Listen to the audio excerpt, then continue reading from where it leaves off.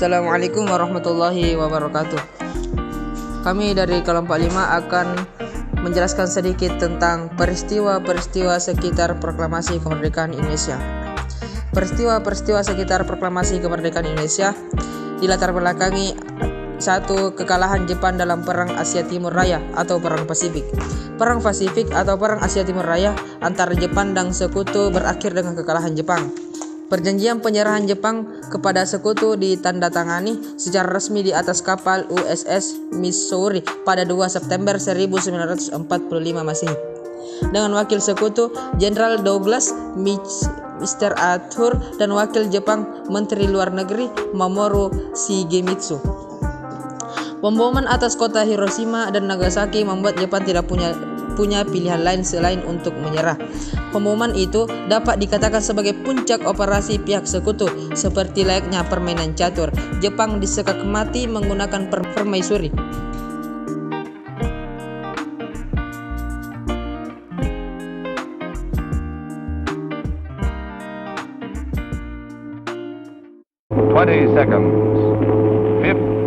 Seconds. Dr. Holloway, leader of the Los Alamos Group, and the entire fleet waits in almost agonized tenseness.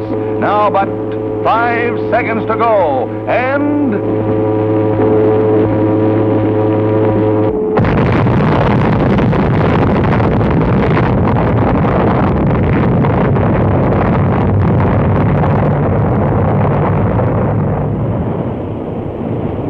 The awful roar of the blast, equal to a discharge of 60,000 depth charges, each weighing 600 pounds, strikes the ears of the observers.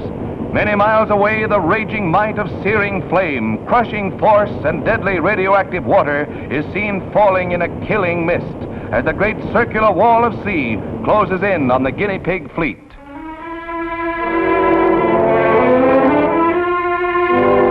The combined forces let loose, swamp the nearby ships, and crush their thickly armored hulls like cardboard.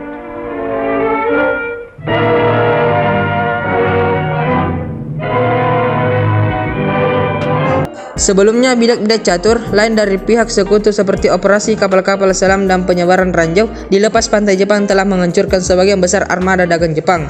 Hal itu ditambah lagi dengan pemboman Sekutu atas kawasan-kawasan industri strategis di Jepang, termasuk industri galangan kapal. Hancurnya armada-armada dagang membuat pasokan bahan mentah seperti batu bara, besi, baja, karet, dan minyak bumi dari negara-negara yang didudukinya, termasuk minyak bumi dari Indonesia, menjadi macet. Sebagai catatan tambahan, Jepang termasuk negara dengan sumber daya alam yang sangat terbatas. Untuk memenuhi kebutuhan industrinya akan minyak bumi dan bahan-bahan mentah, baik untuk kepentingan perang maupun untuk kepentingan perekonomian negaranya, Jepang bergantung pada negara-negara yang didudukinya di Asia. Sebelum jatuh bom atom atas dua kota penting itu, jurnal Perang Markas Besar Kekaisaran Jepang bahkan sudah meramalkan bahwa tidak ada lagi harapan bagi Jepang untuk menang. Satu-satunya jalan yang tersisa adalah mengorbankan nyawa 100 juta rakyat Jepang sebagai bom hidup agar musuh kehilangan semangat bertempur.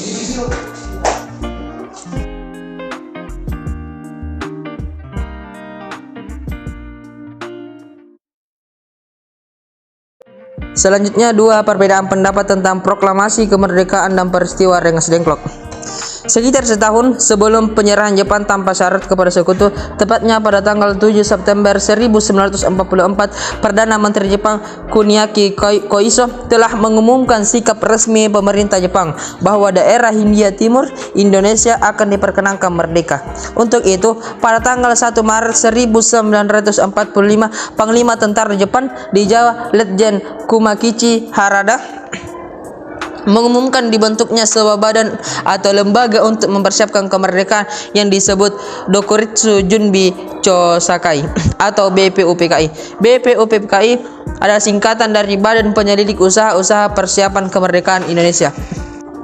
Lembaga tersebut disahkan pada tanggal 29 April 1945 bertepatan dengan hari ulang tahun Kaisar Hirohito. Sesuai namanya, badan ini bertugas menyelidiki, mempelajari, dan mempersiapkan berbagai hal terkait dengan masalah tata pemerintahan Indonesia ketika kelak diberikan kemerdekaan oleh Jepang. Kebanyakan anggotanya orang Indonesia dengan ketua regimen Widyodiningrat. Sehari setelah pemboman sekutu atas kota Hiroshima, yaitu pada 7 Agustus 1945, BPUPKI diganti dengan PPKI, Panitia Persiapan Kemerdekaan Indonesia, yang tugasnya adalah mempersiapkan kemerdekaan Indonesia. Yang ketiga itu penyusunan naskah proklamasi. Pada malam hari tanggal 16 Agustus, Laksamana Maeda mengantar Soekarno dan Hatta ke kediaman Mayor Jenderal Moichiro Yamamoto, kepala pemerintahan militer Jepang di Hindia Belanda. Ia tidak mau menerima Soekarno-Hatta dan lantas memerintahkan Mayor Jenderal Otoshi Nishimura, kepala Departemen Urusan Umum Pemerintahan Militer Jepang, untuk menerima mereka. Nishimura memberi kabar mengejutkan bahwa Tokyo tidak mengizinkan proklamasi kemerdekaan Indonesia sebab perjanjian kapitulasi mensyaratkan Jepang menjaga status quo di semua negara yang didudukinya. Soekarno dan Muhammad Hatta tidak menghiraukan Nishimura dan langsung bergegas menuju rumah Laksamana Maeda Tadashi di Jalan Imam Bonjol nomor 1 guna melakukan rapat menyiapkan teks proklamasi. Turut bersama mereka Achmad Soebarjo, Soekarni, Burhanuddin Muhammadiyah, Sudiro, dan Sayuti Melik. Perumusan naskah proklamasi dilakukan di ruang tengah dengan meja melingkar. Tampak dalam diorama tersebut Soekarno, Muhammad Hatta, dan Achmad Soebarjo sedang berdiskusi. Soekarno menuliskan naskah proklamasi, sedangkan Muhammad Hatta dan Achmad Soebarjo menyumbangkan ide secara lisan.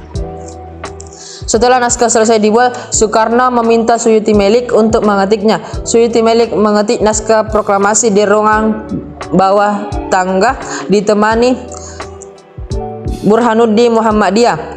Tadinya Suyuti Melik akan menggunakan mesin tik milik Laksamana Maeda, namun tidak jadi karena mesin tik itu menggunakan huruf kanji. Mesin tik pun dipinjam dari konsulat Jerman.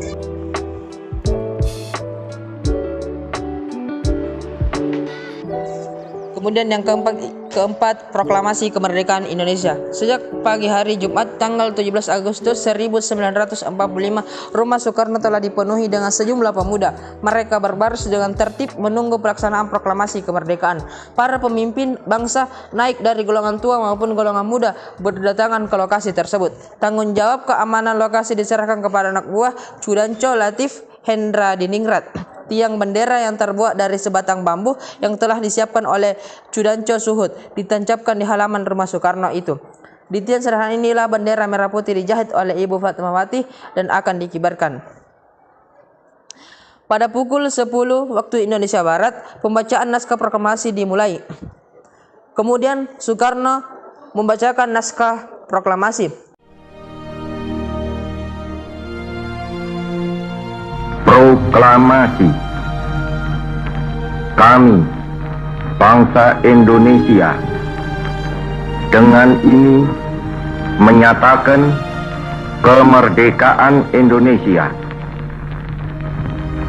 Hal-hal yang mengenai pemindahan kekuasaan dan lain-lain diselenggarakan dengan cara saksama dan dalam tempo yang sesingkat-singkatnya. Jakarta, 17 Agustus 1945, atas nama bangsa Indonesia, Soekarno, Hatta. Peristiwa penting itu yang hanya berlangsung selama kurang lebih 1 jam ini telah membawa perubahan yang sangat besar bagi bangsa Indonesia, karena proklamasi kemerdekaan itu memiliki makna. Yang satu itu merupakan titik puncak perjuangan bangsa Indonesia meraih kemerdekaan. Yang kedua, Indonesia terlepas dari belenggu penjajahan. Dan yang ketiga, negara Republik Indonesia lahir. Setelah itu, yang kelima, penyebaran berita proklamasi. Setelah proklamasi kemerdekaan dilaksanakan, pada hari itu juga salinan teks proklamasi disampaikan kepada Hoso Kanri Kyoku atau Pusat Jawatan Radio. Waidan B.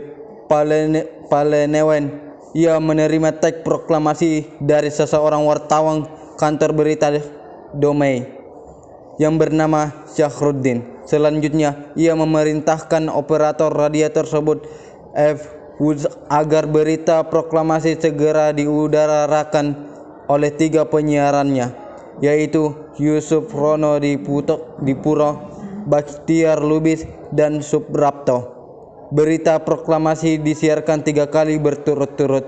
Setelah siaran kedua, seorang Jepang masuk ke ruangan radio sambil marah-marah karena menyiarkan berita proklamasi serta memerintahkan penghentian siaran tersebut.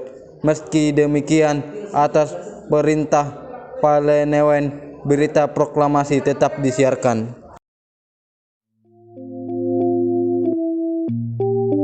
Demikianlah pembahasan singkat dari kami. Kurang dan lebihnya mohon dimaafkan. Wassalamualaikum warahmatullahi wabarakatuh.